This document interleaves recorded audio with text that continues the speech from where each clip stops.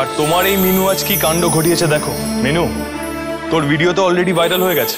দেখুন আমার যতটুকু দেখো দাদু, দুষ্কৃতীদের সামনে সবাইকে নিয়ে রুখে দাঁড়িয়ে ক্যানিং এর একটি মেয়ে স্টেশনে বিয়ে দিল এক দম্পতির। মিনু, তোর মনে যেরকম সাহস আছে মানুষের প্রতি সেরকম দরদও আছে। তোমরা সবাই মিলিয়ে নিও, এই মিনু একদিন অনেক বড় জননেত্রী হবে। 22 থেকে শুরু হচ্ছে প্রত্যেক দিন 8:30 যতটা ও খেটেছে আমি তার 1%ও খাটিনি। আর মিনুর সাথে সৌম্যদার খুব ভালো একটা বন্ডিং, কেননা সৌম্যদাকে মিনু মাস্টার দাদা বলে। কেন এখনকার দিনে যে প্রতিবাদী হয় তা কিন্তু। তো ফাইনালি এখানে পেয়ে গেছি, বুঝতেই পারছেন দুজন নায়ক নায়িকাকে পেয়ে গেছি। তাদের কাছ থেকে বাকি গল্পটা শুনবো। প্রথমে জিজ্ঞেস করবো কেমন আছো, কতটা ভালো আছো? খুব ভালো আছি, ভীষণ ভীষণ ভীষণ ভালো আছি। এবার বলো কেমন আছো? আচ্ছা, এই যেভাবে ভগবান রেখে দিয়েছে ওইভাবেই আছি। না, ও খুব ভালো আছে, একটু তার পিকটা চাই মাঝে মধ্যে। না, আমি একটা ডিপ্লোম্যাটিক অ্যান্সার দিচ্ছি, তুই তার মধ্যে ফোরন কাটছিস কেন? ডিপ্লোম্যাটিক অ্যান্সার দিচ্ছ? না, সত্যি কথা বলছি, আমি মিথ্যে কথা মানে এখন সৌম্যর মধ্যে আছো? না না না,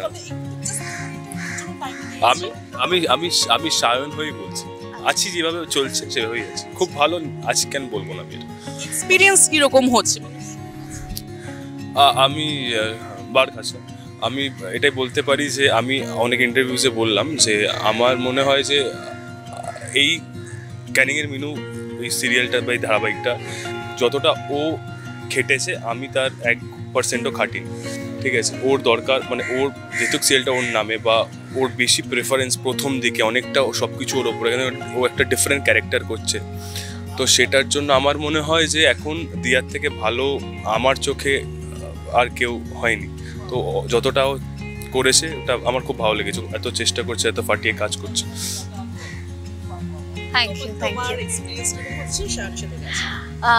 সত্যি কথা বলতে আমাদের ঘোষালবাড়ির সিন সবে শুরু হয়েছে, কয়েকদিন হলো, আর তার আগে প্রোমো হয়েছে। প্রথম থেকে কিন্তু আমাদের একটা বন্ডিং হয়েছে, তো সেটা চলছে। আমরা সিনের খুব চাপ চলছে এখন, দেখতেই পাচ্ছ। 2 মিনিটের জন্য আমাদের কোনো রকমের নিয়ে এসেছে, তো সিনের চাপ থাকতেও আমরা দুজন হচ্ছে সিন প্র্যাকটিস করি, তারপরে এমনি গল্প করি, খুব ভালো বন্ডিং আমার সত্যি ওর সাথে। মানে এই কয়েকদিনে যথেষ্ট বন্ডিং হয়েছে। মারপিট খুনসুটি কি হয় নাকি? না না, আপাতত আমি জানি না 6 মাস পর কি হবে। আমি বলে দিচ্ছি যে মারপিট খুনসুটি হবে, এবং নেগেটিভ আর পজিটিভ কি কি গুণ আছে সেগুলোও কিন্তু আমরা দেখাবো, দর্শকদেরকে শোনাবো। হ্যাঁ, সেটা আস্তে আস্তে আমাদের চিনতে হচ্ছে দুজনকে। সবে তো শুরু হলো প্রজেক্টটা, এখনো আমরা দুজনকে সেভাবে চিনে উঠতে পারিনি, বাট হ্যাঁ বন্ধুত্বটা হয়েছে, সত্যি বন্ধুত্ব হয়েছে, বন্ধুত্ব হয়েছে। যাই হোক, চরিত্রগুলো একবার ছোট্ট ছোট্ট করে, মানে একদম 1 লাইন না হলে হাফ লাইনে হলেও খুব ভালো হয়। সৌম্য চরিত্র, তো সৌম্য, আমার পুরো নাম হচ্ছে সৌম্যজিৎ ঘোষাল। উনি একজন প্রফেসর। আমরা প্রফেসরকে যেটুকুনি জানি, আমাদের যে যারা আমাদের শিক্ষাগুরু তাদেরকে আমরা সবসময় জানি একটা প্রিন্সিপাল থাকে, একটা পার্সোনালিটি থাকে, একটু গম্ভীর থাকে, তো সেরকমই সৌম্যর ক্যারেক্টার। বাট হ্যাঁ, বেসিক্যালি সেটা খুব ভালো, একটু চুপচাপ, সৎ পথে চলে, সত্যি কথা বলে। আর ওর কাছে একটাই সবথেকে বেশি একটা জিনিসের প্রাধান্য, ওটা হচ্ছে শিক্ষা। বাস্তবে কি এরকম চুপচাপ থাকে? একদমই না, একদমই না। একটা প্রশ্ন করেছি, একদমই না, চুপচাপ মোটেও না। আমরা অনেক গল্প করি, অনেক মজা করি। শুধু ও কেন, আমাদের আরও সবাই যারা আছে, ঘোষালবাড়ির আরও যে ছেলেমেয়েরা সবাই আছে, সবাই মিলে আমরা খুব মজা করি, গান করি, গল্প করি, প্রচণ্ড হাসাহাসি হয়। সিনের যে একটু খুব ফাঁকা পাই।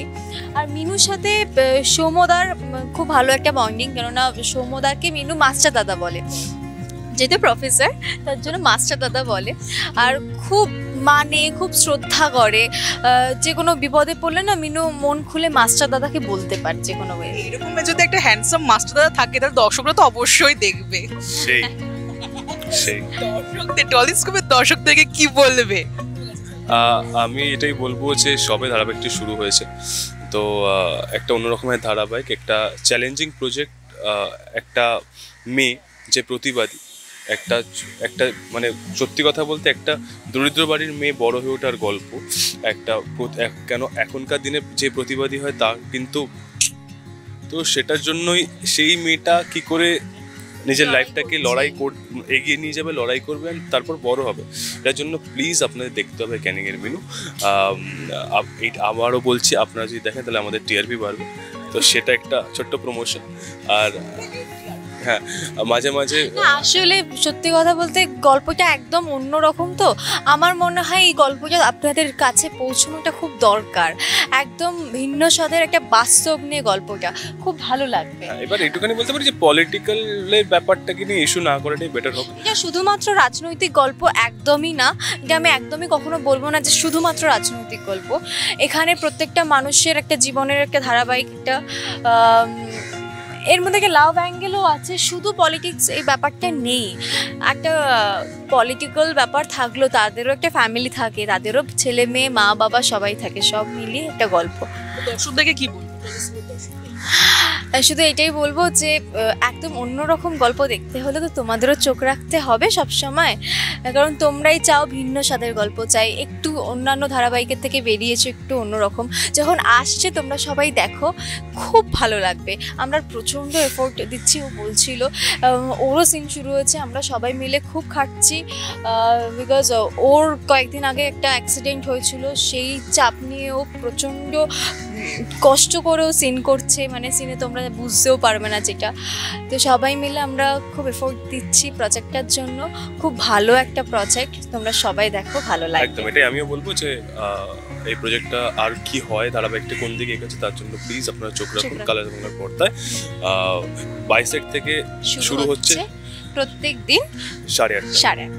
কেমন লাগলো এই পর্বটি অবশ্যই জানাতে ভুলবেন না। কোথায় থেকে দেখছেন সেটাও আমাদের জানাবেন, তাহলে আমরা বুঝতে পারবো কত দূর আমরা পৌঁছতে পারলাম। দর্শকদের কাছে আমাদের বিনীত অনুরোধ, আমাদের চ্যানেলটি সাবস্ক্রাইব করুন এবং পাশে থাকা বেল আইকনটি প্রেস করে অল নোটিফিকেশন অন করে রাখুন। আমাদের ফেসবুক এবং ইনস্টাগ্রামে ফলো করে রাখুন, যাতে আপনাদের কাছেই সবার আগে আমরা পৌঁছে যেতে পারি খুব দ্রুত। পর্বটি আপনাদের ভালো লেগে থাকলে লাইক, কমেন্ট এবং শেয়ার করতে ভুলবেন না, তবেই আমাদের প্রচেষ্টা সার্থক হবে।